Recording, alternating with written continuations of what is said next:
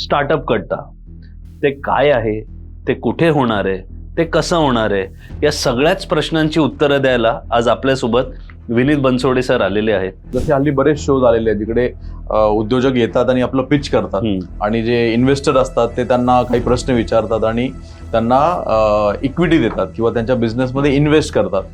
तर तसा प्रयोग आपण करतोय. आपल्याकडे 4-5 इन्व्हेस्टर येणार आहेत आणि हे लाईव्ह सगळ्या लोकांसमोर होणार.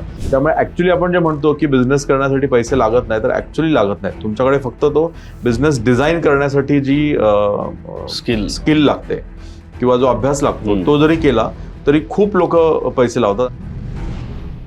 कन्सेप्ट आहे स्टार्टअप कट्टा. हे आज शार्क टँक म्हणून आपल्याला टीव्हीवर बघायला मिळते. त्याच्या आधी मला वाटतं 2001 मध्ये जपानमध्येही सुरू झालेली होती, tigers of money now. Correct. मग तिकडे टायगर होते, इकडे ड्रॅगन डेन, इकडे एक शार्क टँक. मग आपलं मराठीमध्ये एकदम स्टार्टअप कट्टाच कसं? म्हणजे शार्क कधी मदतीला येऊ शकतो का? शार्क हा तुम्हाला खाण्यासाठी देऊ शकतो, पण कट्टा म्हणजे तुम्हाला रिलॅक्स करतं. सगळ्यात श्रीमंत जे 1000 लोक आहेत त्यांची जर यादी बघितली तर त्यात मराठी माणूस नाही. बरोबर, आजही नाहीये. पण दुःख खरं याच्या पुढे आहे की हे भारतातले 1000 श्रीमंत नॉन मराठी लोक महाराष्ट्रात राहतात. म्हणजे मराठी हा विषय फक्त महाराष्ट्रासाठी नाही आहे. तो गुजरातमध्ये 10 लाख मराठी आहेत, मध्य प्रदेशमध्ये मराठी आहेत, गोव्यामध्ये मराठी आहेत, कर्नाटकमध्ये मराठी आहेत. जिकडे जिकडे बँक ऑफ महाराष्ट्र आहे ना तिकडे मराठी.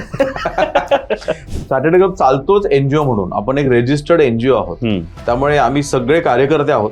कुणालाही कसलं मानधन नसतं आणि सगळे एकमेकांना मदत करण्यासाठी देतात. आमचं असं ठाम मत आहे की आपण जेव्हा दुसऱ्यांना मदत करतो ना तेव्हा आपण जास्त शिकतो. आता मी जेव्हा सॅटल क्लबमध्ये आलो ना तेव्हा मला वाटलं की माझा आता ग्राफोलॉजी हा किती छोटा व्यवसाय आहे आणि कुठे करू शकतो. तर मला वाटलं मुंबई, पुण्यामध्ये किंवा ठाण्यामध्ये मी माझे छोटे मोठे वर्कशॉप्स घेईन आणि माझं तेवढं चालेल, कारण माझी कॅपॅसिटी तेवढीच होती. सॅटर्डे क्लबमध्ये आल्यानंतर मला कळालं की अरे इथे इतके लोक आहेत मदत करायला की आता मी माझा व्यवसाय खरं तर इंटरनॅशनल घेऊन जाऊ शकतो. मी नेहमी सांगतो की सॅटल क्लबमध्ये आलो तेव्हा माझ्याकडे एक सेकंड हँड स्कूटर होती, पण 10 वर्षानंतर सॅटल क्लबमुळे माझ्याकडे मर्सिडीज आली होती. चांगल्या उद्योजकाचं डेफिनेशन काय माहिती आहे की व्यवसाय करायलाच हवा, पण व्यवसाय अशा लेवलला घेऊन जायला हवा की तुम्ही नसताना सुद्धा तो पुढे चालत राहील. उद्योजक जे पैसे लावणार आहेत त्यांचं काय मोटिवेशन आहे? कारण ते तर आहेतच श्रीमंत. जास्त कुठल्या व्यवसायाकडे मराठी माणूस वळला आहे? मराठी व्यावसायिकांना पिढी दर पिढी का पारिवारिक व्यवसाय का नाही घडवता येत?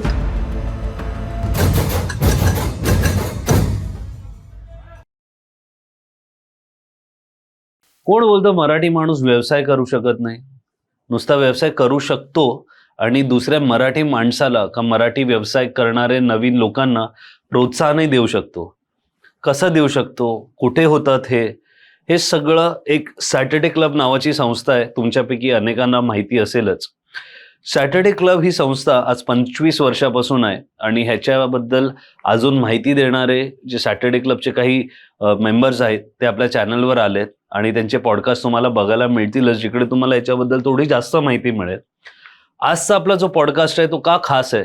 कारण सॅटर्डे क्लबच्या ह्या वर्षीच्या उद्योग बोध या बिझनेस मीटमध्ये एक खूप खास असा एक प्रकल्प आपण राबवतोय. एक खूप खास प्रकल्प राबवला जातोय, स्टार्टअप कट्टा. आपल्याला शार्क टँक माहिती आहे, शार्क टँक सारखंच काहीतरी पण मराठी व्यावसायिकांसाठी. ते काय आहे, ते कुठे होणार आहे, ते कसं होणार आहे, या सगळ्याच प्रश्नांची उत्तरं द्यायला आज आपल्यासोबत विनीत बनसोडे सर आलेले आहेत. विनीत बनसोडे सर हे ग्राफोलॉजिस्ट आहेत. ते सॅटर्डे क्लबच्या ॲडवायझरी काउन्सिलवर आहेत. ते गेले 10-12 वर्ष सॅटर्डे क्लबचे मेंबर आहेत, व्यावसायिक आहेत. आज त्यांचाही प्रवास खूप इंटरेस्टिंग आहे. त्यांना तुम्ही अनेक पॉडकास्टमध्ये त्यांच्या वेगवेगळ्या यूट्यूब चॅनल आणि इन्स्टा चॅनलवर बघितलंच असेल. तर गप्पा मारूया त्यांच्याशी, बघूया काय आहे हा स्टार्टअप कट्टा, काय आहे उद्योग बोध आणि काय आहे सॅटर्डे क्लब. तर सर, सर्वात प्रथम तर मराठी मूडमध्ये तुमचं स्वागत आहे. कसा आहे तुमचा मूड? आमचा मूड एकदम मस्त आहे. समोर वडापाव आहे, भाकरवडी आहे, त्यामुळे खूप छान मूड झालेला. जसं इंट्रोमध्ये पण सांगितलं, उद्योग बोध या कार्यक्रमासाठी आपण भेटलोय आज. कारण बोलायला तर आपल्याकडे खूप विषय आहेत. त्याच्यात एक खास उपक्रम पण आपण यावर्षी काहीतरी नवीन सुरू करतोय. तर पहिलं त्याच्यावरच जाऊया, कारण की काय तो उपक्रम आहे. जसं आम्ही सांगितलं की मराठी युवकांना आज मला कोणी पैसे देणार का ह्या प्रश्नाचं उत्तर या उपक्रमात आहे. तर आम्ही बोलण्यापेक्षा तुमच्याचकडून येऊ द्या की काय आहे तो उपक्रम. सो आपण स्टार्टअप कट्टा त्याला नाव दिलेलं आहे, ज्याला आपण नॉर्मली इन्व्हेस्टर मीट म्हणतो. की स्टार्टअप्स जसे हल्ली बरेच शोज आलेले आहेत जिकडे उद्योजक येतात आणि आपलं पिच करतात आणि जे इन्व्हेस्टर असतात ते त्यांना काही प्रश्न विचारतात आणि त्यांना इक्विटी देतात किंवा त्यांच्या बिझनेसमध्ये इन्व्हेस्ट करतात. तर तसा प्रयोग आपण करतोय. आपल्याकडे 4-5 इन्व्हेस्टर येणार आहेत आणि हे लाईव्ह सगळ्या लोकांसमोर होणार. काही ठराविक उद्योजकांना आपण तिकडे प्रेझेंटेशन करायला देणार आणि त्या ज्या इन्व्हेस्टर्सना जर वाटलं तर ऑन द स्पॉट ते कमिटमेंट देणार की तुमच्या बिझनेसमध्ये आम्ही एवढे पैसे लावायला तयार आहोत. अरे वा.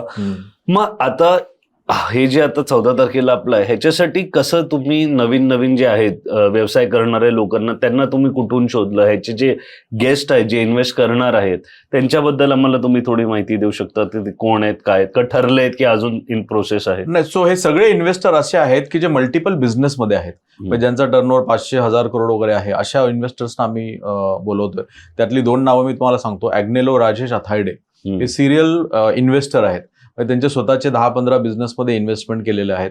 अमित बेंद्रे म्हणून आहे, त्यांची एक मोठी लॉजिस्टिक कंपनी आहे, 1000 कोटीचा टर्नओव्हर आहे आणि त्यांनी सुद्धा वेगवेगळ्या बिझनेसमध्ये इन्व्हेस्ट केलेलं आहे. तर ह्या लेवलचा जेव्हा एखादा उद्योजक व्यवसाय करतो तर त्याला ऑलमोस्ट सगळ्या बिझनेसमधले ना सगळं कळतं, कारण त्यांनी इतका जग बघितलेलं असतं की तुम्ही कुठलाही प्रोडक्ट घेऊन जावा, कुठलाही व्यवसाय घेऊन जावा, त्याला त्यातले प्रोज आणि कोज, हा व्यवसाय चालेल का, याच्यामध्ये काय प्रॉब्लेम येतील, हा कुठल्या स्टेजला आहे आणि यांनी आता काय काळजी घ्यायला हवी. तर 2 प्रकारचे इन्व्हेस्टर असतात आणि तिकडे आपल्याला दोन्ही प्रकारचे इन्व्हेस्टर मिळणार. एक असतात स्ट्रॅटेजिक इन्व्हेस्टर. स्ट्रॅटेजिक इन्व्हेस्टर म्हणजे आता समजा माझं पेपर मिल आहे, ओके, तर पेपर मिल रिलेटेड समजा तुमचं प्रोडक्ट असेल, पेपरचे कप असतील, प्लेट असतील किंवा कोरोगेटेड बॉक्स असेल, तर मला ऑलरेडी त्या इंडस्ट्रीमधलं कळतं. म्हणजे मी तुम्हाला चांगला ऍडवाइस पण देऊ शकतो आणि पैसे पण देऊ शकतो आणि रॉ मटेरियल पण देऊ शकतो. Okay, that is called strategic investor. बरोबर. आणि दुसरा असतो तो प्युअर इन्व्हेस्टर. म्हणजे जसं आपण फायनान्शियल इन्व्हेस्टमेंट करतो कुठेतरी, तर तो आहे वेगळ्या बिझनेसमध्ये, पण त्याला तुमचा बिझनेस आवडला, तुमचा स्वभाव आवडला, तुमची मेहनत आवडली, तुमचं स्ट्रॅटेजी सगळी आवडली, तर तो फक्त पैसे टाकतो आणि बाहेर येतो. तो तुमच्यावर विश्वास टाकतो. पण तो डे टू डे बेसिसच्या छोटे डिसिजन्स, मोठे डिसिजन्स मध्ये पडत नाही, त्याच्यामध्ये अजिबात येत नाही. तो सरळ म्हणतो की मी क्वार्टर टू क्वार्टर येणार, म्हणजे 3-3 महिन्यांनी मी येणार आणि मला फक्त सांगा काय प्रगती चालली आहे. ओके, तर त्याच्यामध्ये तो एक 3 वर्षाचं तुम्हाला टार्गेट देतो की मला आज मी तुम्हाला समजा एवढे पैसे देतोय, तर 3 वर्षांनी तुम्ही त्याचे किती पैसे करणार आणि मला एक्झिट देणार. एक्झिट म्हणजे मी एवढे पैसे घेऊन बाहेर पडलो. पण समजा कोणी 10 लाख तुमच्या बिझनेसमध्ये इन्व्हेस्ट केले, तर तो म्हणतो 3 वर्षांनी मला एक तू 20-25 लाख रुपये परत दे, 30 लाख परत दे आणि आय एम हॅपी. बरोबर. तर बाकी काही इंटरव्हेन्शन नसतं त्याचं. So that is financial investor. असे 2 प्रकारचे इन्व्हेस्टर असतात. आणि पार्टिसिपंट्स आहेत किती पार्टिसिपंट्स? कारण आपण ऑफ द कॅमेरा बोलत होतो, खूप छान तुम्हाला याचा रिस्पॉन्स मिळाला आणि खूप पार्टिसिपंट्स आले. त्याबद्दल काही की ते त्या दिवशीच. सो आता हा सॅटर्डे क्लबचा उपक्रम असल्यामुळे सॅटर्डे क्लबचे ऑलरेडी भारतभर आणि आता 5 राज्यांमध्ये आणि परदेशात पण मेंबर आहेत. तर त्यांच्या थ्रू बरेच मेंबर आमचे ऑलरेडी अशा बिझनेसमध्ये इन्व्हॉल्ड आहेत, असे बिझनेस करतात की ज्यांना इन्व्हेस्टमेंटची गरज आहे. आणि जसं मी एज्युकेशन हेड आहे, तर आम्ही बऱ्याचदा असे ट्रेनिंग्स घेतो ज्याच्यामध्ये आम्ही लोकांना सांगतो की बिझनेस जर वाढवायचा असेल तर फक्त आपला प्रॉफिट मधून नाही वाढणार, तो एका स्केलेबल लेवलला आला की तुम्हाला तो क्वांटम लीप ज्याला म्हणतो आपण, म्हणजे माझं 1 हॉटेल आहे पण मला आता 10 हॉटेल करायचे आहेत, तर तुम्ही ते एक हॉटेल करण्यापेक्षा जर तुम्ही इन्व्हेस्टर घेतला तर तुमचे 6 महिन्यामध्ये ग्रोथ होऊ शकते, मोठी ग्रोथ होऊ शकते. तर ह्या स्टेजला आलेले आमचे बरेच मेंबर्स आहेत आणि आमच्या मेंबर्सना आम्ही एज्युकेट केलं की अशी असं आपण एक कार्यक्रम घेतोय स्टार्टअप कट्टा. तर आम्हाला भरपूर त्याच्यामध्ये रिस्पॉन्स आलेला आहे. त्यांचं आम्ही एक आता फिल्ट्रेशन प्रोसेस करतोय की प्रत्येकाने अप्लाय केलेलंच आहे, पण तुमचं म्हणजे तुम्ही इन्व्हेस्टमेंट घ्यायच्या आधी आम्ही हे चेक करतो की आर यू इन्व्हेस्टेबल, तुमच्यात इन्व्हेस्ट करण्यासारखं तुमच्याकडे बिझनेस मॉडेल आहे का, म्हणजे तुमचा business proof of the concept झालेला आहे का, म्हणजे तुमच्याकडे कस्टमर आहेत का, तुम्हाला प्रॉफिट झालेला आहे का, तुमचं प्रोडक्ट रेडी आहे का, तुमचं प्रोडक्ट आणि मार्केट फिट झालेलं आहे का, तुमच्या प्रोडक्टला मार्केटमध्ये डिमांड आहे का, हे सगळं बघितल्यानंतर आणि मार्केट साईज किती आहे, म्हणजे मार्केट साईज पण असणं गरजेचं आहे. तुम्ही उद्या कदाचित एक असं प्रोडक्ट आणाल ज्याला मार्केटच नाहीये किंवा ते मार्केट खूप सॅच्युरेट झालेलं आहे. म्हणजे आता मोठमोठ्या कंपन्यांची आपण नावं घेतली तर बाटा सारखं एक प्रोडक्ट आहे, त्याचं मार्केट सॅच्युरेट झालेलं आहे. आपण कधी विचार केला का बाटा सारखा दुसरा ब्रँड का येत नाहीये, किंवा ग्लुकोज बिस्किट सारखं, पार्लेजी सारखं दुसरं बिस्किट का येत नाहीये? कारण ते मार्केट सॅच्युरेट झालेलं आहे. म्हणजे 50-60% त्या ब्रँडनी ते मार्केट घेतलेलं आहे. तर असं जर तुमचं मार्केट सॅच्युरेट असेल तर तो उद्योजक म्हणतो की याच्यामध्ये जो इन्व्हेस्टर असतो तो म्हणतो याच्यात मी पैसे इन्व्हेस्ट केले तर हा स्केलेबल नाहीये. त्याला मार्केट, त्याला टॅम म्हणतात, TAM, टोटल ऍड्रेसेबल मार्केट. तुमचं मार्केट किती आहे, त्याच्यामध्ये किती संधी आहे, आणि मग हा जर बिझनेस आपण प्रमोट केला तर तो किती पटकन जाऊ शकतो, असे बरेच अनालिसिस आम्ही त्यांचे करतो. आणि मग सिलेक्टेड 10 किंवा 15 उद्योजकांना आम्ही त्या दिवशी तिकडे त्या इन्व्हेस्टर्स समोर आम्ही बसवणार आहोत. तुम्ही आता हे बरेच टेक्निकल शब्द वापरले, टॅम वापरला, प्रॉडक्ट मार्केट फिट वापरलं. आज आपण बघितलं अनेक मराठी युवकांना व्यवसाय करायची इच्छा आहे, पण हे सगळं तुम्ही एज्युकेशन मध्ये पण त्यांना ही माहितीच नाहीये, त्यांना ही माहिती सांगणारं कोण नाहीये. सॅटर्डे क्लब खूप वर्षांपासून हे सगळे उपक्रम राबवतो आहे. तर जरा आज सॅटर्डे क्लब पॉडकास्टवर येत आहे, आज सॅटर्डे क्लब बाहेर येऊन हे सगळं सांगतंय, तर प्लीज आमच्या चॅनल बघणाऱ्यांना आणि मराठी युवकांना की ते व्यवसाय करू शकतात, त्यांच्या पाठी कोणीतरी उभं आहे, नुसतं ट्रेनिंग, पैसे, प्रत्येक गोष्ट घेऊन त्याच्याबद्दल सांगा की ट्रेनिंग वाईज पण कशी आपण हेल्प करतो. सो हा पूर्ण कार्यक्रम सॅटर्डे क्लबच्या अंडरच होणार आहे. त्यामुळे सॅटर्डे क्लबमध्ये तुम्ही मेंबर असणं गरजेचं आहे ह्या प्रोग्राममध्ये पार्टिसिपेट करण्यासाठी. आणि जर तुम्ही नसाल तर एका दिवसामध्ये तुम्ही मेंबर होऊ शकता आणि तुम्ही पार्टिसिपेट होऊ शकता. सॅटर्डे क्लबमध्ये आल्यानंतर आम्ही हे सगळं ट्रेनिंग कंडक्ट करतो. जसं मी एज्युकेशन वाईज इंजिनियर आहे, पण मला आता बिझनेस आणि बॅलन्स शीट आणि हे सगळे टर्मिनॉलॉजी कळतात, कारण मी सॅटर्डे क्लबमध्ये 20 वर्ष आहे, 25 वर्ष मी त्याचं ऐकतोय, कानावर पडतंय. खूप मोठे मोठे उद्योजक येतात आणि ते थोडं थोडं शिकून जातात आणि त्यांच्या शिकवणीतून आम्ही शिकलेलो आहे. जर मी शिकू शकतो तर प्रत्येक व्यक्ती शिकू शकतो. आणि नॉलेज ना आता कुणाच्या मालकीचं राहिलेलं नाहीये. युट्यूबमुळे आणि सोशल मीडियामुळे तुम्ही शोधलं की तुम्हाला सगळं सापडतं. मोठमोठ्या युनिव्हर्सिटीज अब्रॉड, ज्याला आपल्याला शिकायला लाखो रुपये लागतात, त्यांचे फ्री कोर्सेस चालतात. इन्क्युबेटर अशी एक संस्था असते, इन्क्युबेटर, जे स्टार्टअप्सला ट्रेन करतात. अशा संस्थांना इन्क्युबेशन सेंटर म्हणतात. बरोबर. तर ह्या इन्क्युबेशन सेंटरचे फ्री ट्रेनिंग अवेलेबल असतात. बरोबर. तर सॅटर्डे क्लबमध्ये पण आपण ट्रेनिंग चालवतो. मी एज्युकेशन हेड असल्यामुळे आपण वेगवेगळे ट्रेनिंग त्यांना कंडक्ट करतो आणि हे सगळे विषय आपण तिकडे शिकवतो त्यांना. त्यामुळे तुमचा बिझनेस डिझाईन कसा करायचा, सायंटिफिक डिझाईन कसा करायचा, जसा घरासाठी एक आर्किटेक्ट असतो तसं बिझनेससाठी एक बिझनेस मॉडेल असतं. तर जरी एक व्यवसाय असेल तरी बिझनेस मॉडेल 10 असतात. तुमचं प्रोडक्ट बनवून विकणं एक बिझनेस मॉडेल आहे, सर्व्हिस देणं एक बिझनेस मॉडेल आहे, एक प्रोडक्ट घेणं आणि विकणं त्याला टेंडरिंग म्हणतो, ट्रेडिंग म्हणतो. ट्रेडिंग एक वेगळं बिझनेस मॉडेल आहे. आपण जे ऑनलाईन आता सबस्क्रिप्शन करतो ते वेगळं बिझनेस मॉडेल आहे. असे बरेच वेगवेगळे बिझनेस मॉडेल आहे. फ्रीमियम एक बिझनेस मॉडेल आहे, म्हणजे युट्यूब सगळ्यांना फ्री आहे, झूम हे सॉफ्टवेअर सगळ्यांना फ्री आहे, पण फ्री द्यायचं आणि त्याच्यानंतर चार्ज करायचं असं एक मॉडेल आहे. तर हे scientific way of designing businesses आहेत. तर ते आम्ही शिकवतो आणि त्याच्यामध्ये हे उद्योजक सगळे तयार होतात आणि मग ते इन्व्हेस्टमेंटसाठी रेडी होतात. इतकी छान कल्पना आणि एवढे वर्ष चालू आहे, बऱ्याच लोकांना माहीत नसते. म्हणूनच आज आम्ही खूप कन्व्हिन्स करून सॅटर्डे क्लबच्या मेंबर्सना इकडे आणतोय. उद्योग बोध हा जो 14 तारखेला इव्हेंट आहे, या इव्हेंट रिलेटेड अनेक पॉडकास्ट आपण वेगवेगळ्या मेंबर सोबत करणार आहे. ते सगळे तुम्हाला मराठी युट्यूब चॅनलवर, मराठी शॉर्ट्स आणि क्लिप्स याच्यावर याची माहिती बघायला मिळेलच. त्याच्यासाठी सबस्क्राईब करा, म्हणजे अजून माहिती पण तुमच्यापर्यंत पोहोचत राहील. आता तुम्ही एज्युकेशन वाईज बोलला की ट्रेनिंगचं पण काम आपण करतो. आता आपण स्टार्टअप कट्टा म्हणून एक प्लॅटफॉर्म पण राबवलंय, जिकडे इन्व्हेस्टमेंट पण त्यांना मिळू शकते. या सगळ्यासाठी एक छोटीशी गोष्ट करायची, मेंबर व्हायचं सॅटर्डे क्लबचं. बाकी पॉडकास्ट लोकांनी बघितले नसतील तर त्यांना एक थोडक्यात माहिती की मेंबर व्हायचं म्हणजे कुठे मेंबर व्हायचं बाबा, कसं अप्रोच करायचं, काय करायचं, आपण कुठे कुठे आहोत महाराष्ट्रात. कारण सॅटर्डे क्लब हा ग्लोबल ट्रस्ट आहे, तर कसं अप्रोच करायचं एक थोडक्यात ही माहिती द्याल का? तुम्ही ज्या शहरामध्ये आहात, ज्या तालुक्यामध्ये आहात, ज्या जिल्ह्यामध्ये आहात, प्रत्येक जिल्ह्यामध्ये आता सॅटर्डे क्लब पोहोचलेला आहे. आपली वेबसाईट आहे Saturday club global trust, Facebook page आहे. तिकडे तुम्ही कॉन्टॅक्ट केलं तर आमची टीम तिकडे ऍक्टिव्हेट असते आणि तुम्हाला तुमच्या जवळचा एक चॅप्टर, त्याला मी म्हणतो असं ग्रुप, जो त्या शहरामध्ये जे ग्रुप करून भेटतात त्याला चॅप्टर म्हणतो.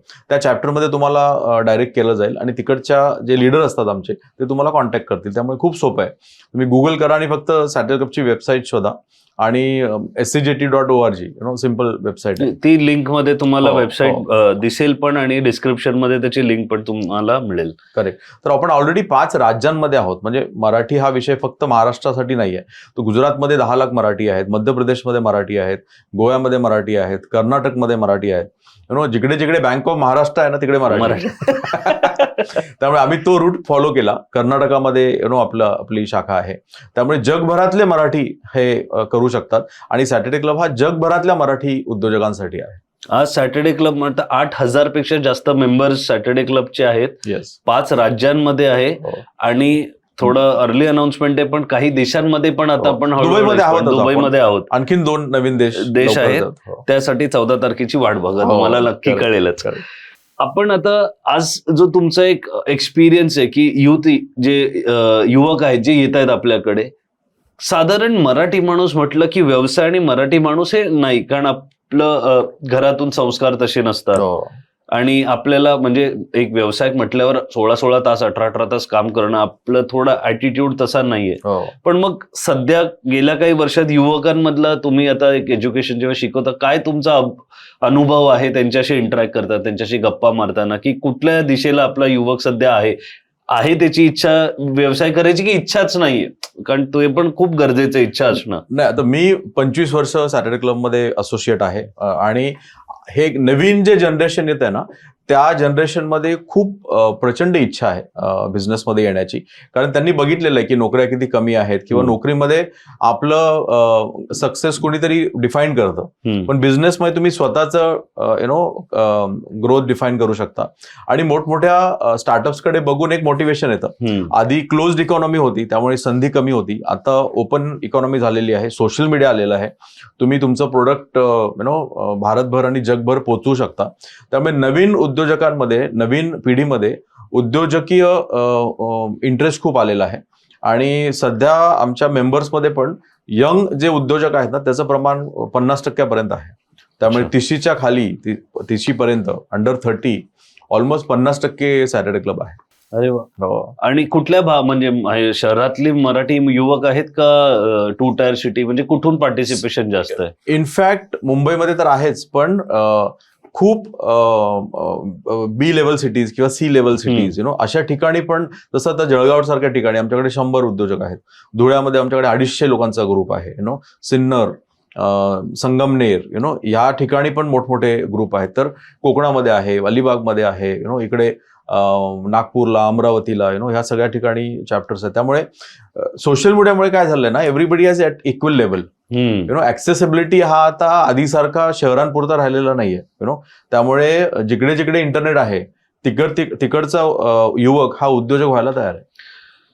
सर, सॅटर्डे क्लब बद्दल काही सक्सेस स्टोरीज ह्या लोकांबद्दल, आता तुम्ही आहात असोसिएटेड एवढे 25 वर्ष, तर एक 2-4 आम्हाला सक्सेस स्टोरीज ज्या तुम्ही सांगू शकाल की कोणीतरी सॅटर्डे क्लबचा मेंबर झाला आणि आज एक तो चांगला उद्योजक आहे यंग, तर काही आम्हाला शेअर करण्यासारखे असतील? आमचं चांगल्या उद्योजकाचं डेफिनेशन काय माहिती आहे की व्यवसाय करायलाच हवा, पण व्यवसाय अशा लेवलला घेऊन जायला हवा की तुम्ही नसताना सुद्धा तो पुढे चालत राहील. म्हणजे सॅटर्डे क्लब जेव्हा सुरू झाला तेव्हा आमचे संस्थापक माधवराव भिडे यांनी, त्यांची प्रेरणा कुठून आली तर त्यांनी विचार केला की भारतातले सगळ्यात श्रीमंत जे 1000 लोक आहेत त्यांची जर यादी बघितली तर त्यात मराठी माणूस नाही. बरोबर, आजही नाहीये. पण दुःख खरं याच्या पुढे आहे की हे भारतातले 1000 श्रीमंत नॉन मराठी लोक महाराष्ट्रात राहतात. त्यामुळे महाराष्ट्रामध्ये जर एवढा स्कोप आहे, बाहेरचे लोक येऊन इकडे श्रीमंत होतात, तर आपला मराठी माणूस का होत नाहीये? तर त्या का होत नाही? कारण त्या लेवलचं आपण स्वप्न बघत नाही होत. तर आमचं सक्सेस होण्याचं डेफिनेशन काय आहे की तुमचा व्यवसाय हा स्टॉक मार्केटमध्ये जायला हवा, आयपीओ व्हायला, लिस्टेड कंपनी. तर सॅटर्डे क्लब मध्ये बरेच मेंबर आहेत जे 8 वर्षापूर्वी आले होते, 10 वर्षापूर्वी आले होते. छोटा व्यवसाय होता, म्हणजे बऱ्यापैकी 8-10-15 करोडचा होता, पण त्यांचे आता आयपीओ आलेत ऑलरेडी. मी स्वतः आयपीओ मध्ये त्यांच्या सहभागी होतो आणि आम्ही सेलिब्रेट करतो. आणि 20-25 उद्योजक आता त्या रेसमध्ये आहेत आणि ते 1-2 वर्षामध्ये त्यांचे आयपीओ येतील. त्यामुळे that is the real definition of तुम्ही किती मोठा व्यवसाय करता. आणि हे सगळ्या लेवलला प्रत्येक पातळीवर सॅटर्डे क्लबचे कोण ना कोणतरी एक्सपर्टीज तुमच्या म्हणजे एज्युकेशन शिक्षण Absolutely. देण्यापासून. सो एज्युकेशन पेक्षा कसं आहे माहिती आहे का, आपल्याला ना उद्योजकीय इकोसिस्टम मिळते. आपण तुम्ही विचार करा, जर तुम्ही व्यवसाय करताय, मी व्यवसाय करतोय, तर आपल्या नात्यामध्ये ना व्यवसाय करणारं कोणी नसतं. तुम्ही एकदा वारशात गेलात, लग्नात गेलात, वाढदिवसात गेलात ना, तर सगळे ना असे सुट्टी टाकून आलेले लोक असतात. हो. आणि सांगतात अरे मला मस्त 4 सुट्ट्या होत्या, मी 4 टाकल्या आणि मी आलो. आणि आपल्याला असते की अरे उद्या क्लायंट आहे, उद्याचं पेमेंट यायचं आहे, माझा स्टाफ काय करतोय आपलं असं, आणि मी मोबाईलवर माझा सीसीटीव्ही बघत असतो की काय चाललंय फॅक्टरीमध्ये. तर ही इकोसिस्टम आपल्याला मिळत नाही. इथे आल्यानंतर ना ती इकोसिस्टम मिळते. तर आम्ही एकमेकांचे फक्त मित्र नाही आहोत, तर आम्ही एकमेकांचे बिझनेस ऍडवायझर आहोत. तर मोठ्या ऑर्गनायझेशनमध्ये एक ऍडवायझरी बोर्ड असतं की जिथे वेगवेगळ्या इंडस्ट्रीतले अनुभवी लोक येतात आणि ते त्या उद्योजकाला ऍडवाइज करतात. खूप मोठ्या ज्या कंपन्या आहेत भारतामधल्या, त्यांना 250 ऍडवायझर आहेत ऑन पेरोल. म्हणजे एका मोठ्या संस्थे कन्सल्टंट्स म्हणून जे काम करतात ते कन्सल्टंट, तरी ना तो कन्सल्टंट म्हणजे प्रोजेक्ट बेस्ड असतो. ऍडवायझरी म्हणजे तो रिटायर्ड असतो ऑलमोस्ट. ओके. आणि त्यांनी खूप मोठा व्यवसाय केलेला असतो किंवा खूप मोठ्या संस्थेवर त्यांनी काम केलेलं असतं. जगभरातला अनुभव असतो आणि आता तो रिटायर्ड असतो किंवा तो आता जरा स्लो काम करत असतो. असा तो 40 वर्षाचा अनुभव घेऊन तुमच्या संस्थेमध्ये येतो. That is advisors. तर आपल्याकडे आम्ही जेव्हा एकमेकांना भेटतो तेव्हा आम्ही एकमेकांचे ऍडवायझर असतो आणि आपण अशा ऍक्टिव्हिटीज करतो की एका मीटिंगमध्ये एका व्यक्तीला सांगतो तुमच्या व्यवसायाबद्दल सांगा, तुमचे काय चॅलेंजेस आहेत, आणि सगळे 20-30 उद्योजक त्याला गाईड करतात की मला वाटतं तुम्ही असं करायला हवं, मला वाटतं तुम्ही हे पण करू शकता, किंवा त्याचे थिंकिंग चॅलेंज पण करायला हवं. एखादा व्यक्तीला वाटतं की माझा व्यवसाय इतका मोठा नाही होऊ शकत, तर त्याला तो कॉन्फिडन्स देण्यासाठी पण आम्ही तयार असतो. तर एज्युकेशन हे फक्त एखाद्या कॉन्फरन्समध्ये किंवा एका ट्रेनिंगमध्ये असं होत नाहीये, तर ते रोजच्या इकोसिस्टम मध्ये पण होतं. आम्ही जेव्हा एकत्र कुठेतरी आउटबाउंडला जातो किंवा पिकनिकला जातो, तिकडे पण व्यवसायाचेच डिस्कशन होतात. म्हणजे असे पण आउटडोर उपक्रम होतात जिकडे हे सगळे वेगवेगळे व्यावसायिक एकत्र कुठेतरी जात आहेत, तिकडे भेटतात, एक्सचेंज ऑफ आयडियाज, येस. आणि त्याहीपेक्षा कसं आहे ना, एक झालं एज्युकेशन, दुसरं झालं ना तुम्हाला काहीतरी अनुभवायला हवं. तर आम्ही मोठमोठे जे कारखाने आहेत किंवा मोठमोठ्या ज्या कंपन्या आहेत, मोठमोठे ऑर्गनायझेशन, त्यांनी कसं बिल्ड केलं, म्हणजे टाटा कसं ऑपरेट करतो, तर आम्ही आतमध्ये बघायला जातो, फॅक्टरी व्हिजिट्स करतो. हे सॅटर्डे क्लब थ्रू आपल्याला कुठल्याही व्यावसायिकाला ही अरेंजमेंट आहे की येस. तर तुम्ही जाऊन ऍक्च्युअली बघू शकता की आतमध्ये काम कसं चालतं, असेंब्ली लाईन काय, इंडस्ट्री काय. एक्झॅक्टली. तर हे फॅक्टरी व्हिजिट्स आहेत ना, हे तर कुठेच होत नाहीत, हे मोठमोठ्या MBA मध्ये पण होत नाहीत.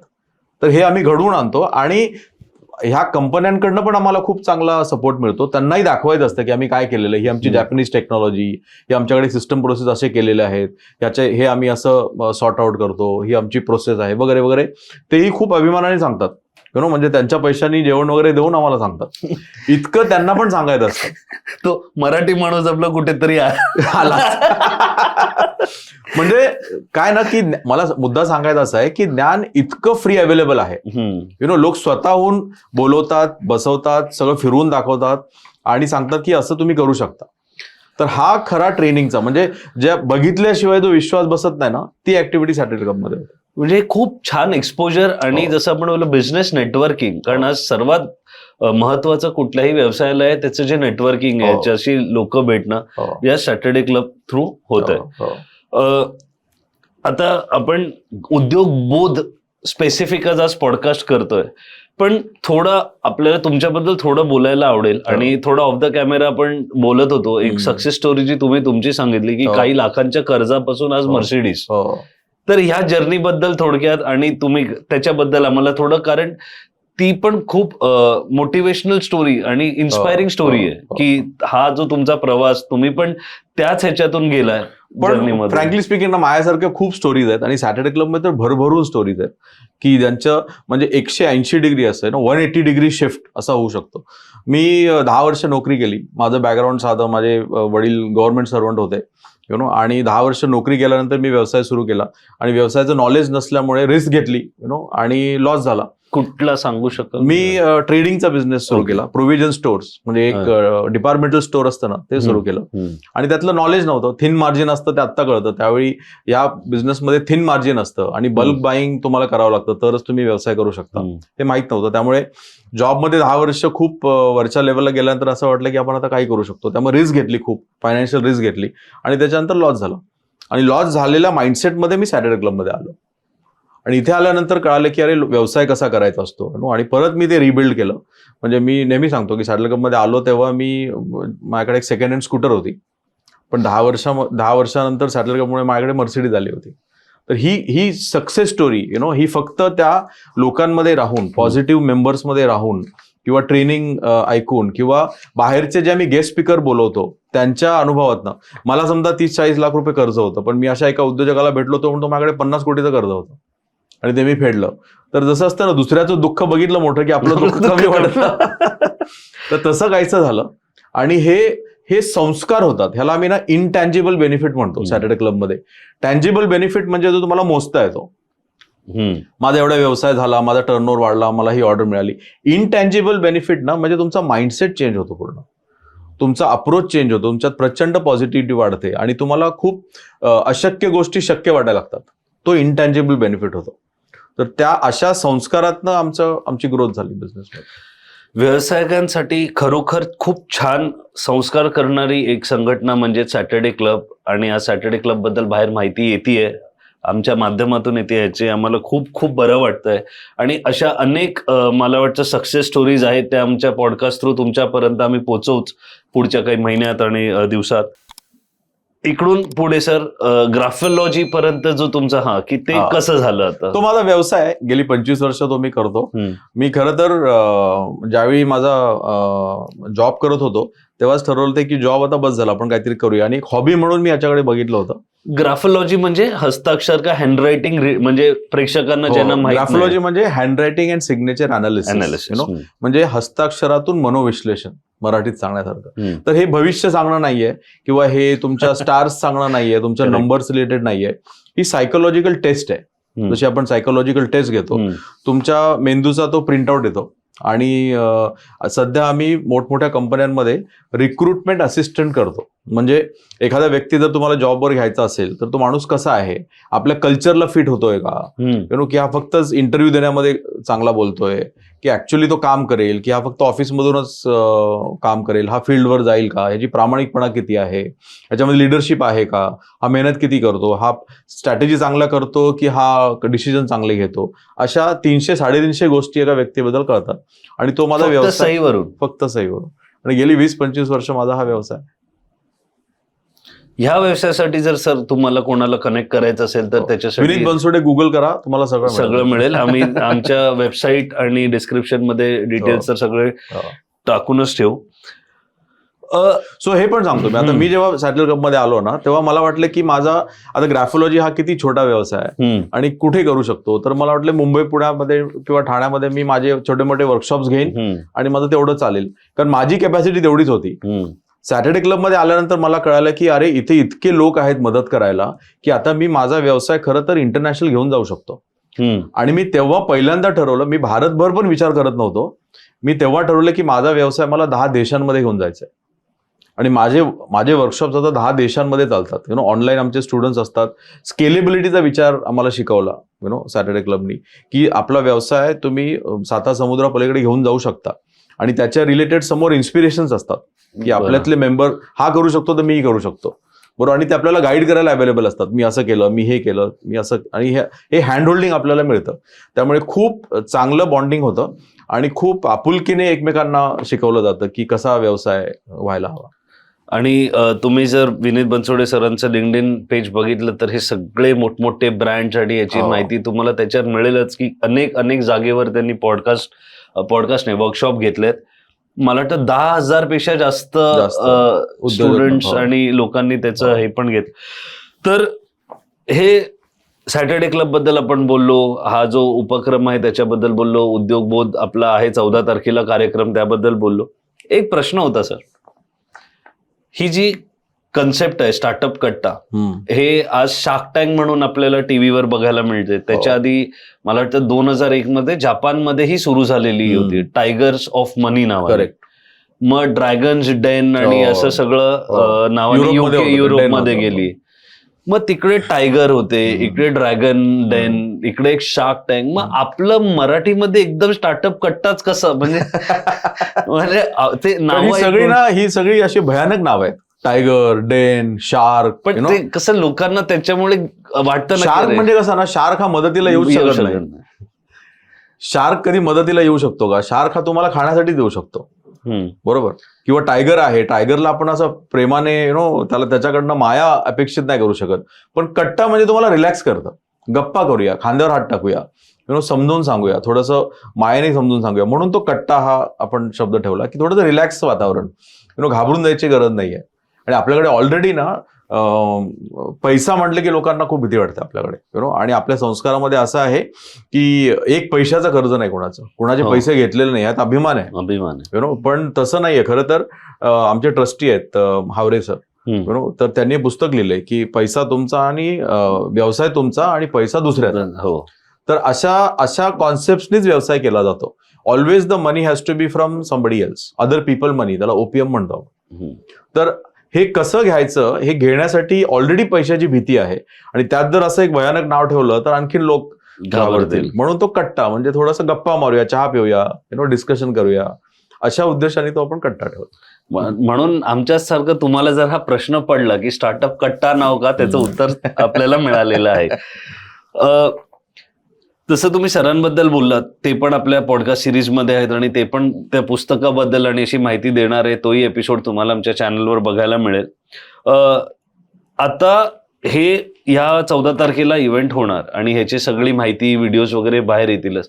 ह्याच्या पुढे आता लोकांना जर ह्या सगळ्या गोष्टी स्टार्टअप कट्टा वगैरेसाठी घ्यायचं तर पहिलं त्यांनी काय केलं पाहिजे? सॅटर्डे क्लबची मेंबरशिप. हो, पहिल्यांदा तुम्ही फक्त आम्हाला कॉन्टॅक्ट करा, आमची टीम तुमच्याशी कॉन्टॅक्ट करेल आणि सगळे डिटेल्स तुम्हाला दिले जातील. त्या दिवशी काय होणार, आधी तुमचा व्यवसाय बघितला जाईल, त्याला एक स्क्रुटिनी प्रोसेस असेल. आर यू इन्व्हेस्टेबल, हे जे मी म्हणालो ना, की फक्त मला पैसे हवेत असं म्हणून चालणार नाही, तर पैसे जस्टिफाय करावे लागतील, की इतके पैसे का हवेत तुम्हाला, इतकी इन्व्हेस्टमेंट का हवी आहे, त्या इन्व्हेस्टमेंटचं काय करणार आहोत, आणि ते केल्यानंतर त्याच्यातनं काय आउटपुट मिळणार आहे, असं एक पूर्ण प्रेझेंटेशन बनवावं लागेल. ते जर तुम्हाला बनवता येत नसेल तर आम्ही बनवायला मदत करू. त्यामुळे आणि ह्या सगळ्याचे काही पैसे नाही घेत, त्याचे पैसे काहीच नाही. कारण काही हे डाऊट्स एक मराठी माणसाच्या मनात येतात की अरे मग एकदा तुम्ही मेंबरशिप द्याल, मग ह्याचे वेगळे पैसे, त्याचे वेगळे पैसे. तर असं काही नाही, असं काही नाही. सॅटर्डे क्लब चालतोच एनजीओ म्हणून, आपण एक रेजिस्टर्ड एनजीओ आहोत. त्यामुळे आम्ही सगळे कार्यकर्ते आहोत, कुणालाही कसलं मानधन नसतं, आणि सगळे एकमेकांना मदत करण्यासाठी देतात. आमचं असं ठाम मत आहे की आपण जेव्हा दुसऱ्यांना मदत करतो ना, तेव्हा आपण जास्त शिकतो. त्यामुळे मी जर आता 10,000 उद्योजकांना मी जर ट्रेनिंग केलेलं आहे, कोचिंग केलेलं आहे, तर त्याचा डायरेक्टली इम्पॅक्ट माझ्या व्यवसायात वाढलेला आहे ना. म्हणजे जर मी ज्यांना ट्रेनिंग घेतलं तर त्याचा बिझनेस जर डबल झाला असेल तर माझा 10 पट जास्त झालेला आहे बिझनेस, कारण मी तोच विषय 10 वेळा शिकवतोय. त्यामुळे सगळ्यात जास्त मीच ऐकतोय तो, कारण तो ऐकणारा फक्त एकदाच ऐकतोय, पण तो परत परत परत मी ऐकून माझ्यावर तो इम्प्लिमेंट होतो आणि आपली सगळ्यांची त्याच्यामुळे ग्रोथ होते. त्यामुळे ह्याच्यात कसलेही पैसे नाही आहेत, म्हणजे चार्ज नसतो. पण नो हिडन चार्जेस, त्याला ते हल्ली ते ॲस्ट्रिक असतं ना, स्टार असतं, असं काही नाहीये. कारण ही सेवाभावी संस्था आहे. आमचा उद्देश हाच आहे की भारतामध्ये मराठी समाज हा उद्योजकीय समाज म्हणून इस्टॅब्लिश व्हावा. That is the purpose of the organization. जास्त कुठल्या व्यवसायाकडे मराठी माणूस वळला आहे? म्हणजे आज तुम्ही एवढे मराठी व्यावसायिक तुमच्या आसपास आहेत, आणि तर कुठला व्यवसाय जिकडे तुम्हाला मराठी माणसाचा एक कल दिसतो? जसं आपण म्हणतो ना, गुजराती लोक का मारवाडी लोक, त्यांच्या अकाउंट्स आणि प्रत्येकाची एक स्ट्रेंथ असते. तर तसं मराठी लोकांचा काय कल का काय ताकद आहे? खरंच खूप चांगला प्रश्न आहे ऍक्च्युली. कारण काय होतं, एक फॉर्म्युला असतो बिझनेसमध्ये, जे बनवायला सोपं असतं ना ते विकायला अवघड असतं, आणि जे बनवायला अवघड असतं ते विकायला सोपं असतं. आपले उद्योजक अशाच प्रोडक्टमध्ये जातात जे बनवायला सोपं असतं. जे वडापाव बनव, मिसळ बनव, मसाले बनव, हे बनवायला खूप सोपं आहे. त्यामुळे बिझनेसच्या लँग्वेजमध्ये ना त्याला एंट्री बॅरियर म्हणतात. म्हणजे एंट्री बॅरियरच नाहीये की हा व्यवसाय दुसऱ्यांनी सुरू करू नये असा बॅरियर नसतो काही, म्हणजे मी हे बनवू शकतो तर कोणीही बनवू शकतं, बरोबर. आणि दुसरा एक गैरसमज असा आहे की आमची क्वालिटी चांगली आहे म्हणून आमच्याकडे लोक येतील, असं येत नाही. क्वालिटी सगळ्यांचीच चांगली असते. खराब का कोणी खराब कोणी गोष्ट करेल? बनवेल? सगळ्यांचीच क्वालिटी चांगली असते आणि जर तो खराब असेल तर चालणारच नाही, तो आपोआप बंद होईल. त्यामुळे क्वालिटी ना is no more a parameter to be having a USP. आपण ज्याला युनिक सेलिंग प्रपोजिशन म्हणतो, USP. Quality cannot be there. त्याच्या पुढे जाऊन तुम्ही काय व्हॅल्यू ऍड करताय. तर आपण काय करतो, आपल्याला जे सहज कळतील ना असेच व्यवसाय करतो. पण खरी जी ग्रोथ आहे ती डिस्रप्टिव्ह मॉडेल्समध्ये आहे. डिस्रप्टिव्ह म्हणजे असा व्यवसाय जो आतापर्यंत नाहीच आहे आणि एखादा गॅप आहे, त्याला गॅप अनालिसिस म्हणतात. हा गॅप आहे आणि या गॅपमध्ये कोणी व्यवसाय करत नाहीये, तर तिथे जर मी एखादा व्यवसाय सुरू केला तर त्याला कॉम्पिटिशनच नाहीये आणि तो गॅप शोधून मी पुढे जाईल, तोपर्यंत मागच्याला मला कॅचअप करायला, माझ्या कॉम्पिटिशनला यायला वेळ लागेल आणि तोपर्यंत मी माझं क्रीम मार्केट खाऊन जाईल. फर्स्ट मोर्स ॲडव्हान्टेज जे म्हणतात. करेक्ट. तर गॅप शोधणं ना हे खूप महत्वाचं आहे आणि ते आपल्याकडे होत नाही. आपल्याकडे खूप प्रिडिक्टेबल बिझनेस होतात. खूप जास्त लोक फूड प्रोडक्टमध्ये आहेत, खूप जास्त लोक टेक्स्टाईलमध्ये आहेत किंवा कपड्यांमध्ये आहेत किंवा हॉटेल्समध्ये आहेत. पण that is a very easy to start business. तर एक कॉम्प्लिकेटेड किंवा असं एक गॅप किंवा डिस्रप्टिव्ह मॉडेल जर तुम्ही शोधू शकलात, म्हणजे एक छोटा व्यवसाय सांगतो तुम्हाला, तो आहे ऑलरेडी, की आपली गाडी कधी कधी आपण लावतो नो पार्किंगमध्ये, बरोबर, किंवा आपल्याला टचवूड की कधी होऊ नये पण हायवेला एखादा ऍक्सिडेंट झाला तर कॉल कुणाला करायचं हे कळत नसतं. तर एका 20 वर्षाच्या मुलाने तो व्यवसाय सुरू केला की त्यांनी त्याच्या फोन नंबरचा QR कोड बनवला आणि तो गाडीवर चिटकवला आणि तो QR कोड तुम्ही स्कॅन केला तर लगेच त्याच्या घरी फोन लागतो. अच्छा, गाडी ऍक्सिडेंट झाली तर ज्याचा ऍक्सिडेंट झालाय त्याच्या कोणाला कॉन्टॅक्ट करायचा. हो. किंवा आपली गाडी चोरीला गेली किंवा आपली गाडी कुठेतरी रॉंग पार्क असेल तर हा मालक शोधायचा कुठे, तर गाडीवर स्टिकर असतं. हो, हे लोकल लेवलवर खूप मोठा प्रॉब्लेम आहे की तुमच्या जागेवर कोणीतरी गाडी लावून गेलं आणि तुम्हाला माहित नाही. एक्झॅक्टली. माझ्या मागे लावली आहे तर मी गाडी काढूच शकत नाही, तर मी शोधणार कुठे याला, बरोबर. तर गाडीवर तो QR कोड लावायचा आणि त्या QR कोडला स्कॅन केला की त्या मालकाला फोन जातो. हा प्रोडक्ट नाहीये, हा प्रॉब्लेम सोल्युशन आहे. करेक्ट. हे का मराठी मुलांनी सुरू केलेलं व्यवसाय? मराठी मुलांनी सुरू केलेलं आहे, राईट. तर असे आणि हे 500 रुपयाला विकतो. 500 रुपये इज व्हेरी अफोर्डेबल. करेक्ट. तर हा डिस्रप्टिव्ह गॅप आहे. पण मग मला सांगा की हे आज टेक वाईज तर कोणी पण स्वतःचा QR कोड जनरेट करून हे करता येईल, मग का हे त्याच्याशीच बोललं पाहिजे या बिझनेस बद्दल की त्यांनी जे टेक्नॉलॉजी आणली की QR कोड स्कॅन केला आणि कॉल लागला, हे तर कोणी आज इंटरनेटवर जाऊन मी माझा फोन नंबर टाकून माझा QR कोड जनरेट करून स्टिकर बनवून लावू शकतो. बरोबर. मग हा बिझनेस कसा झाला?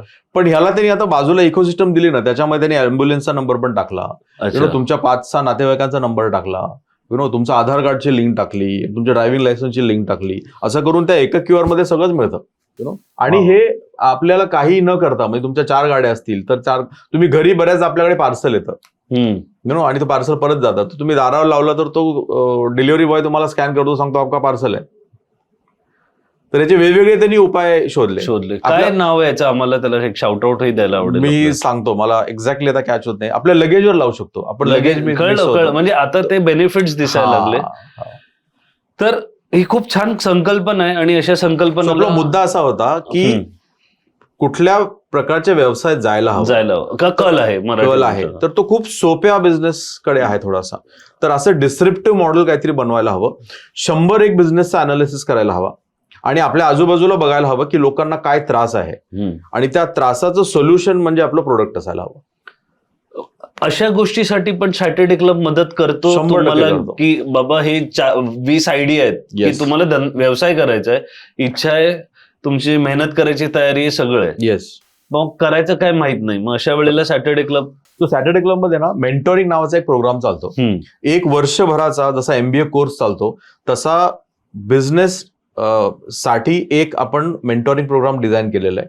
बिझनेसचे जेवढे टॉपिक्स असतात, विजन मिशन कसं ठरवायचं, गोल कसं सेट करायचं, बॅलन्स शीट कशी वाचायची, HR कसा डेव्हलप करायचा, तुमचा मार्केटिंग प्लॅन कसा बनवायचा, लिगल गोष्टी कशा आयडेंटिफाय करायच्या, ब्रँड कसा बनवायचा, तुमचं मार्केटिंग कसं करायचं, सोशल मीडिया कशा करायचे, असे 12 विषय आम्ही घेतो आणि 12 प्रत्येक महिन्यातला एक पूर्ण दिवस ह्याच्यावर आम्ही बाहेरचे एक्सपर्ट्स बोलवतो आणि ते एक्सपर्ट्स त्यांना गाईड करतात. तर अशी 100 लोकांची बॅच असते. म्हणजे एमबीएचाच प्रकार झाला. एमबीए पेक्षा आमचं एमबीएचं लॉंग फॉर्म आहे मुझे बिझनेस आता है. Very nice. तर तो जसा कॉलेजमध्ये शिकवला जातो ना, तर इकडे शिकवणारे प्रोफेसर्स नसतात, इकडे शिकवणारे उद्योजकच असतात. आणि ते येऊन सांगतात की मी माझ्या व्यवसायामध्ये असं असं करतो. हा ऑनलाईन ऑफलाईन दोन्ही ऑफलाईनच चालतो. ऑफलाईनच चालतो. कुठे होतो हा मुंबईमध्ये होतो. मुंबईमध्ये. म्हणजे कोणाला पाठीशी तर महाराष्ट्रातून जर कोणाला करायचंय त्याला दर महिन्याला एक दिवस मुंबईला या ह्याच्यासाठी यावं लागतं. ऍब्सोल्युटली. स्टार्टअप कट्ट्यावर परत येऊया. ठीक आहे, लोक आहेत, त्यांना पैसे हवेत, ते आपला धंदा वाढवायचा आहे, श्रीमंत व्हायचं, जे उद्योजक जे पैसे लावणार आहेत त्यांचं काय मोटिवेशन आहे? कारण ते तर आहेतच श्रीमंत. सो जे श्रीमंत आहेत ना त्यांचे प्रॉब्लेम्स वेगळे असतात. त्यांचा आपल्याला आपण जेव्हा व्यवसाय करतो ना, आपला प्रॉब्लेम काय असतो की मला प्रॉफिट करायचं आहे. जो श्रीमंत माणूस असतो ना त्याचा प्रॉब्लेम काय, झालेल्या प्रॉफिटचं करू काय, हा प्रॉब्लेम असतो लोकांचा. कारण मला तर प्रॉफिट झाला एवढा, पण हे पैसे जर मी बँकेत ठेवले तर it is not the right use of the money. तो ग्रो होत नाहीये. प्रत्येक उद्योजकाला असं वाटतं की माझा प्रॉफिट आहे ना, तो सुद्धा त्यांनी सुद्धा काम करावं. मी काम करतोय आणि माझ्या प्रॉफिटने पण काम करावं. पण मी माझ्या व्यवसायामध्ये बिझी आहे. समजा आता माझं फर्निचरचं फॅक्टरी आहे, पण मला थोडंसं रेस्टॉरंट मधलं कळतं किंवा फूड इंडस्ट्री मधलं कळतं किंवा फार्मामध्ये कळतं. मला कळतं या फील्डमध्ये काय स्कोप आहे, पुढच्या 5 वर्षात काय होणार आहे, या सेक्टरमध्ये किती मार्जिन आहे हे मला कळतं, पण करायला वेळ नाहीये. तर मला जर असा एक उद्योजक मिळाला की तो ह्या फील्डमध्ये आहे, पॅशनेट आहे, त्याचा अनुभव आहे, मेहनत करायला तयार आहे आणि फक्त पैशामुळे त्याची ग्रोथ होते आहे, तर माझा पैसा मी तिकडे लावू शकतो आणि माझा पैसा पण वाढेल आणि मला त्या फील्डमध्ये इंटरेस्ट आहे, मला त्या फील्डमधलं कळतं, म्हणून मलाही काहीतरी केल्यासारखं वाटेल. त्यामुळे इन्व्हेस्टर हा सुद्धा म्हणतो की माझी कंपनी आहे पण मी त्याच्यामध्ये ओनर आहे. करेक्ट. तर ती एक ओनरशिप पण येते की माझा मेन बिझनेस हा आहे, पण आमची एक हॉटेल पण आहे, माझं एक डिझाईन स्टुडिओ पण आहे, माझं एक ज्वेलरी ब्रँड पण आहे. तर तो ज्वेलरी ब्रँड अख्खा घेण्याची गरज नसते. तुम्ही एक 10% 20% जरी त्यात स्टेक झाला तरी तुमचे मालक होता. करेक्ट. तर हे वेगवेगळ्या इंडस्ट्रीमध्ये जाण्याची जी एक इच्छा असते ना प्रत्येक उद्योजकाची, ती ह्याच्यातनं पूर्ण होते आणि त्यांना अशा इंटरेस्टिंग बिझनेसमध्ये इन्व्हेस्ट करायला खूप आवडतं. जसं एखादा व्यवसाय साधारण असेल, ट्रेडिशनल असेल आणि त्या उद्योजकाला टेक्नॉलॉजीमध्ये खूप इंटरेस्ट असेल, तर त्याला टेक्नॉलॉजीमध्ये एखादा स्टार्टअप मिळालं तर तो खूप एक्साइट होतो. तर तुम्हाला ह्या कट्ट्यामध्ये पण कळेल की जो इन्व्हेस्टर असतो ना तो शेवटी सांगतो मला ह्या फील्डमधलं काही कळत नाही आणि मला इंटरेस्ट पण नाहीये म्हणून मी तुला पैसे देत नाहीये. आणि दुसरा म्हणतो की तू वीक आहेस, मान्य आहे, पण मी आहे तुझ्याबरोबर, घाबरू नको, मला ह्या फील्डमधलं चांगलं कळतं, मी तुला मदत करेल आणि तू पुढे जाशील. तर प्रत्येक उद्योजकाला पण काहीतरी एक अशी अतृप्त इच्छा असते की मला हे करायचं राहून गेलंय, मला ह्या फील्डमध्ये इंटरेस्ट आहे किंवा मला हे कळतं किंवा हे फील्ड नवीन आहे आणि या फील्डमध्ये जास्त स्कोप आहे, माझ्या फील्डमध्ये आता मार्जिन कमी कमी होत चाललंय, त्यामुळे हा फील्ड मोठा होणार आहे. तर बऱ्याचदा लोक शिफ्ट पण करतात आपल्या व्यवसायातून दुसऱ्या व्यवसायामध्ये जाण्यासाठी, हे असे कुठेतरी इन्व्हेस्ट करतात. त्यामुळे इन्व्हेस्टर हा खूप हुशार असतो. तो आपल्याला जरी वाटले की तो मदत करतोय तर तो मदत करत असतो, पण त्याची पण ग्रोथ त्याच्यामध्ये होत असते. मराठी उद्योजक म्हटलं की जेव्हा तो मोठा होतो तो व्यवसाय पारिवारिक होतो, म्हणजे फॅमिली बिझनेस होऊन जातोय. हो. भाऊ, कारण कुठलाही उद्योजक म्हटलं की तुम्हाला वाढत गेला की कधी छोटा भाऊ होतो, मोठा भाऊ होतो, असोसिएट होतात, तुमची मुलं होतात, मग पिढी दर पिढी. आज मराठी व्यावसायिकांमध्ये आपण जर बघितलं तर पिढी दर पिढी, तिसऱ्या पिढीपर्यंत खूप कमी व्यवसाय जे टिकू शकले, खूप कमी. काय मानसिकता आहे, का, कुठे, म्हणजे कारण हे तर श्रीमंत लोक आहेत, त्यांचे व्यवसाय आहेत, मग कुठे आपण, कारण बाकी व्यावसायिकांमध्ये बघितलं 5-5 पिढी 6-6 पिढी त्यांचा व्यवसाय चालू आहे, हे कुठे? म्हणजे मराठी व्यावसायिकांना पिढी दर पिढी का पारिवारिक व्यवसाय का नाही घडवता येत? खरं उत्तर सांगितलं ना पटणार नाही लोकांना. काय होतं की उद्योजक इतक्या त्रासातून एक व्यवसाय उभा करतो आणि जेव्हा त्याची मुलं लहान असतात घरी, तेव्हा तो घरी येतो आणि फक्त बिझनेसचे चॅलेंजेस सांगतो. की आज मला ह्या प्रॉब्लेम झाला, आज माझे हे लॉस झाला, किंवा मला हा स्ट्रेस आहे, किंवा मुलं बघत असतात की वडील 18 तास काम करतायत आणि इतका, म्हणजे त्यांच्या मनात असं होतं की व्यवसाय करणं म्हणजे त्रास. कारण मी माझ्या वडिलांना बघतोय, मी माझ्या आईला बघतोय की ते किती मेहनत घेत आहेत. त्याच्यापेक्षा त्याचे जे मित्र असतात ना त्यांनी ठरवलेलं असतं आपण MBA करायचं, गुगलमध्ये जायचं, कुठल्या तरी मोठ्या MNC मध्ये जायचं, 5 दिवस काम करायचं आणि 3 दिवस लाईफ बॅलन्स करायचं. वर्क लाईफ बॅलन्स करायचा. त्यामुळे पण हे कळत नाही त्याला की बिझनेसमध्ये जी ग्रोथ झालेली आहे ना ती पण ह्याच व्यक्तीने केलेली आहे. म्हणजे चॅलेंजेस असतातच, पण त्याची पॉझिटिव्ह साईड पण आपण शेअर करायला हवी. म्हणून त्याला आम्ही एक शब्द वापरतो, उद्योजकीय संस्कार. आपल्या मुलांना उद्योजकीय संस्कार करायला हवेत, की जसे बिझनेसमध्ये चॅलेंज आहेत, जे प्रत्येक गोष्टीमध्ये चॅलेंज असतात आणि त्याचे बेनिफिट्स पण आहेत. बिझनेस तुम्ही हवा तेवढा स्केल करू शकता, तुम्ही ठरवू शकता तुम्हाला किती मोठं व्हायचंय, तुम्ही ठरवू शकता किती तुम्हाला टर्नओव्हर करायचंय, तुम्ही तुमची सगळी स्वप्न ह्याच्यातनं पूर्ण करू शकता. पण हा मेसेज कदाचित जात नाही. दुसरी चूक पालक काय करतात की मुलांना सांगतात की तू 21 वर्ष ना फक्त एज्युकेशनवर फोकस कर आणि त्याच्यानंतर तू व्यवसायामध्ये आहे. आणि 21 वर्ष तो एकदम स्मूथ लाईफ जगतो आणि उद्योजक असतो, त्यामुळे त्याच्याकडे थोडेसे फायनान्शियल रिसोर्स चांगले असतात, त्यामुळे मुलांना सगळं ते देतात, गाडी असते, अब्रॉड जायला एज्युकेशन देतात. त्यामुळे 21 वर्ष जर मुलं एका कम्फर्ट लाईफमध्ये राहिली तर त्यांना बिझनेसमध्ये येऊन बसायला, परत त्या फॅक्टरीमध्ये बसणं किंवा त्या ग्राउंडवर काम करणं, त्याचा थोडा रेझिस्टन्स येतो आणि त्यांना वाटते की अरे ऑफिसमध्येच काम केलेलं बरं होतं. आपल्याकडे खूप मोठी मोठी नावं आहेत म्हणजे ज्यांना सेकंड जनरेशन तयार नव्हती म्हणून त्यांना मोठमोठे व्यवसाय विकावे लागले. खूप मोठी नावं आहेत. म्हणजे कॅमलिनचं एक उदाहरण आहे. हो, सक्सेशन होत नाही. आता बऱ्याचदा ना एक इंटरेस्टिंग गोष्ट मला बरेचसे सांगतात की माझ्या मुलांना इंटरेस्ट नाहीये, त्यामुळे आता मी माझी कंपनी विकून टाकतो. तर त्यांना मी एक प्रश्न विचारतो की तुम्हाला हे माहित आहे की तुम्हाला तुमच्या मुलांना तुमच्या व्यवसायामध्ये इंटरेस्ट नाहीये, पण तुमच्या नातवंडांना नसेल, हे कशावरून? त्यामुळे बऱ्याचदा एक जनरेशन बिझनेस वाढवते, दुसऱ्या जनरेशनने बिझनेस मेंटेन जरी केला किंवा एक प्रोफेशनल टीम घेतली आणि बिझनेस वाढवला, तर तिसरी जी पिढी येईल ना ती कदाचित टेक ओव्हर करू शकते. त्यामुळे एक संस्था आपली, जापानमध्ये अशा कंपन्या आहेत 8-8, 10-10 पिढ्या तो बिझनेस चालतो. युरोपमध्ये असे ब्रँड्स आहेत जे 15-15 पिढ्या त्यांचे प्रोडक्ट चालू आहेत. तर बऱ्याचदा ना एक पिढी इंटरेस्टेड नसते, त्यावेळी प्रोफेशनल हेल्प घेऊन ती कंपनी चालू केली जाते आणि नंतर पुढची पिढी ऍक्टिव्हेट होते आणि त्यांना इंटरेस्ट होतो आणि मग ते परत रोलमध्ये येतात. राईट. तर असं आपल्याकडे ते एक उद्योजकीय संस्कार आपण ज्याला म्हणतो ना, ते जर यंग एज पासून दिले, बाकीचे समाज जे आहेत, गुजराती, मराठी, सिंधी, पंजाबी, यांच्या डायनिंग टेबलवर तीच चर्चा असते.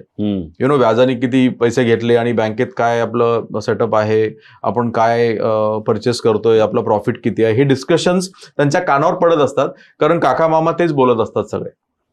त्यामुळे त्यांना कळतं की एका बाजूला चॅलेंज पण आहे आणि एका बाजूला ग्रोथ पण आहे.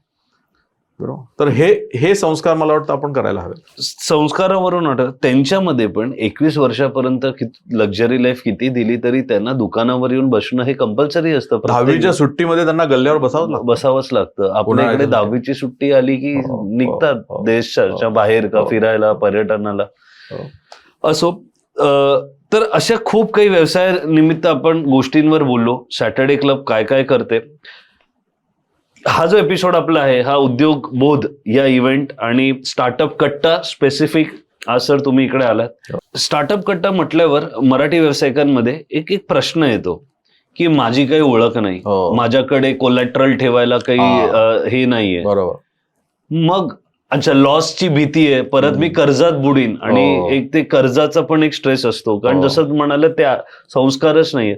मग अशा वेळेला मला कोणीतरी पैसे का देईल, ह्या प्रश्नासाठी म्हणजे कसं त्याला तुम्ही समजावाल त्या व्यक्तीला, की सॅटर्डे क्लब कसं समजावेल त्याला की का तुला कोणी पैसे देईल? ऑन अ लाइटर साइड मी नेहमी म्हणतो की माणसं ना घोड्यावर पैसे लावतात, पळणाऱ्या घोड्यावर. तर पळणाऱ्या माणसावर पैसे का नाहीत लावणार? बरोबर. आत्ताचं आत्ताचं जे जग आहे ना ते कोलॅबरेशनच आहे. कोलॅबरेशन. परत एकटा माणूस सगळं करू शकत नाही. ज्याच्याकडे पैसा आहे तो बिझी आहे आणि ज्याच्याकडे पैसा नाहीये तो त्याला पैसा हवाय. त्यामुळे पहिल्यांदा ना काही वेळी आपल्याला न्यूनगंड असतो की माझ्यात असं काय आहे की माझ्यावर कोणीतरी इन्व्हेस्ट करेल, माझ्यावर का कोणी ट्रस्ट करेल. पण तुम्ही जर हे स्टार्टअप चा जर इकोसिस्टम तुम्ही अभ्यास केला थोडासा युट्यूबवर वगैरे, तर कॉन्सेप्ट लेवलला खूप पैसे मिळतात. कॉन्सेप्ट लेवलला फक्त, म्हणजे तुमच्याकडे एक आयडिया आहे आणि ती आयडिया इतकी छान बनवलेली आहे तुम्ही आणि त्याचा अभ्यास केलेला आहे बऱ्यापैकी, त्याचं मार्केट काय आहे, त्याचं पोटेन्शियल काय आहे, गॅप अनालिसिस केलेलं आहे, योग्य त्याचे मार्केट टेस्ट केलेले आहेत, तर त्या कॉन्सेप्टवर लोक पैसे लावायला तयार असतात. त्यामुळे आपल्याला ना कधी कधी न्यूनगंड असतो की मला कोण पैसे देईल, की माझ्यावर का विश्वास ठेवेल. पण data is the most important thing. म्हणजे तुमच्यावर विश्वास नाही ठेवत, पण तुमच्या डेटावर ठेवतो. मग तुम्ही जर सांगितलं की भारतात एवढं मार्केट आहे, ह्या प्रोडक्टची एवढी साईज होऊ शकते, अशी डिमांड आहे, हा आमचा अभ्यास आहे, हा रिसर्च आहे, हे कॉम्पिटिशन आहे, हा गॅप आहे, असं जर तुम्ही डेटा केलात आणि एक छोटासा proof of the format, proof of the concept तुम्ही केलात, तर त्या कॉन्सेप्टवर पण लोक पैसे देतात. त्यामुळे ऍक्च्युली आपण जे म्हणतो की बिझनेस करण्यासाठी पैसे लागत नाही, तर ऍक्च्युली लागत नाही. तुमच्याकडे फक्त तो बिझनेस डिझाईन करण्यासाठी जी स्किल लागते किंवा जो अभ्यास लागतो तो जरी केला तरी खूप लोक पैसे लावतात. आणि लावणाऱ्या लोकांना पण माहित असतं की मी जर इन्व्हेस्ट करतोय तर सगळेच बिझनेस सक्सेसफुल नाही होणार. ते पण त्यांची रिस्क मिटिगेट करतात की मी समजा 10 लाख 10 बिझनेसमध्ये इन्व्हेस्ट करतोय, तर ह्यातले 4-5 चालतील, 4-5 नाही चालणार, 1-2 लॉसमध्ये जातील, 1-2 सक्सेसफुल होतील. त्यामुळे त्यांना पण कळतं की आपण लावून बघूया, ह्याच्यामध्ये काहीतरी दिसतोय स्पार्क. तर तुमच्या मधला ना, आता हिंदीमध्ये एक वाक्य आहे इन्व्हेस्टमेंटमध्ये की कुठे पैसे लावतात इन्व्हेस्टर्स, तर धंदे में दम होना चाहिए या बंदे में दम होना चाहिए. आयदर तुमच्या बिझनेसमध्ये स्कोप असायला हवा की तुमच्यावर कॉन्फिडन्स यायला हवा. आयदर अरे हा माणूस चांगला आहे, हा माणूस काहीतरी करेल म्हणून मी ह्याला पैसे देतो, आणि हा बिझनेस खूप चांगला आहे, हा नवीन आहे, हा कोणी विचार नाही केलाय म्हणून मी या बिझनेसमध्ये लावतो. तर या दोन गोष्टीवर लोक पैसे लावतात. जर तुम्ही असं काही क्रिएट केलं असेल की तुम्ही कोणीच ते क्रिएट केलेलं नाहीये आणि तुम्ही असं काहीतरी करताय ऍज अ उद्योजक म्हणून जे दुसरं कोणीच करत नाहीये, तर तुम्हाला चांगले इन्व्हेस्टमेंट मिळू शकते. आम्ही आता ज्या 2 कंपन्यांमध्ये इन्व्हेस्ट केली आहे, तर ती 2 मुलं आहेत आणि ते प्रोडक्ट बनवतात, फूड प्रोडक्ट.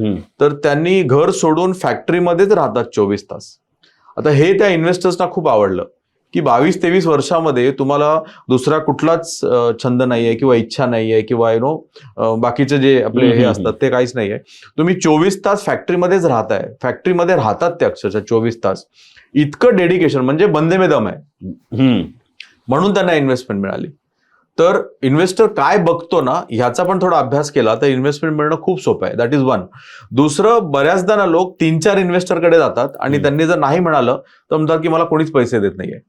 तुम्ही सगळ्या मोठ्या सक्सेस स्टोरीज ऐका, त्यांनी कमीत कमी 100 प्रेझेंटेशन्स केलेत आणि मग 101वा जो इन्व्हेस्टर असतो ना, तो तुमच्यावर विश्वास ठेवतो. त्यामुळे खूप लवकर आपण ना रिजेक्टेड फील करतो, खूप लवकर आपण बोलतो अरे मला कोणीच देत नाहीये. पण 100 लोकांना प्रेझेंट करा, तुम्हाला 100% इन्व्हेस्टमेंट मिळेल. एक व्यवसाय एंटरप्रेनर म्हटलं गिव्ह अप नाही करणं हेच तुमची स्ट्रेंथ असली पाहिजे. एक्झॅक्टली. आणि प्रत्येक पिच तुम्हाला काहीतरी शिकवतो. पैसे नाही मिळाले तरी काहीतरी तुम्हाला तो देतो. आणि एक चांगला सेल्समॅन असणं गरजेचं आहे. सेल्समध्ये असं म्हटलं जातं की no does not mean never. तो फक्त नाही म्हणालाय आणि आपण काय ऐकतो, कधीच नाही देणार किंवा कोणच नाही देणार. No does not mean never, आणि never is also not forever. म्हणजे कोणी म्हणाला ना मी तुमच्याकडनं तुम्हाला मी कधीच पैसे नाही देणार, ते पण 3-4 वर्षांनी बदलू शकतो त्याचं मन. आणि गोष्टी कशा बदलतात, महाराष्ट्राचं राजकारण तुम्हाला दाखवूनच देतं की महाराष्ट्राच्या राजकारणात नेव्हर काहीच नाही, नेव्हर काहीच नाहीये. तर थोडक्यात सांगायचं तर म्हणजे आज पैसे घेण्यासाठी लाजू नका, पैसे द्यायला लोक आहेत. आणि स्टार्टअप कट्टा हा इनिशिएटिव्हच यासाठी आपण सुरू करत आहोत. करेक्ट. आणि अगेन पहिला एपिसोड का त्याचा पहिला जो हे आहे तो 14 तारखेला आपल्या ललितमध्ये आहे, उद्योग बोधमध्ये आहे. 14 तारखेला खूप काही होणार आहे त्या दिवशी. त्याची माहिती तुम्हाला ह्या पॉडकास्टमध्ये थोडी मिळाली असेल. अजूनही आम्ही पॉडकास्ट करणार आहोत, त्याच्यातही मिळेल. नाही मिळाली तर आम्ही त्याची डिस्क्रिप्शनमध्ये लिंकही टाकू, तिकडून तुम्ही जाऊ शकता. तुम्हाला सॅटर्डे क्लब बद्दल अजून माहिती हवी आहे ती सगळी त्याच्यावर मिळेल. खूप छान उपक्रम आहे, गेले 25 वर्ष चालू आहे. 8,000 पेक्षा जास्त मेंबर आहे आणि वाढत चालले आहेत. आणि कुठेतरी आज महाराष्ट्रामध्ये एखादा मराठी अंबानी, अडानी का किर्लोस्कर जसे होते तसे व्यावसायिक निघतील आणि ती पिढी आता तयार होईल, कारण असे कोणतरी सॅटर्डे क्लब सारखी बनसोडे सरांसारखी लोक आज आपल्या सोबत आहेत.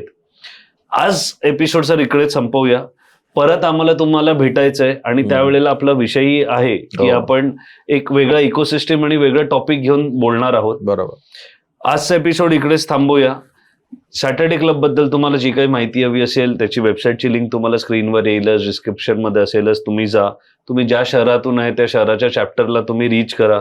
तुम्हाला व्यवसाय करायचा आहे त्याच्यासाठी जी काही पाठबळ हवी आहे, मदत हवी आहे, माहिती हवी आहे, सगळी सॅटर्डे क्लबचे कार्यकर्ते तुम्हाला द्यायला बसले. ते वाट बघतायत, फक्त तुम्हाला मेंबरशिप घ्यायची आहे. आज एपिसोड इकडेच संपवूया. 14 तारखेच्या इव्हेंटचे सगळे व्हिडिओज तुम्हाला आमच्या चॅनलवर बघायला मिळतील. त्याची माहिती आमच्या चॅनलवर बघायला मिळेलच. आजसाठी एवढंच. सर आलात, तुम्ही वेळ दिला त्याबद्दल खूप खूप धन्यवाद. धन्यवाद. आणि आपण लवकरच परत भेटूया या मंचावर संवादच्या. थँक्यू. जय हिंद, जय महाराष्ट्र. जय महाराष्ट्र.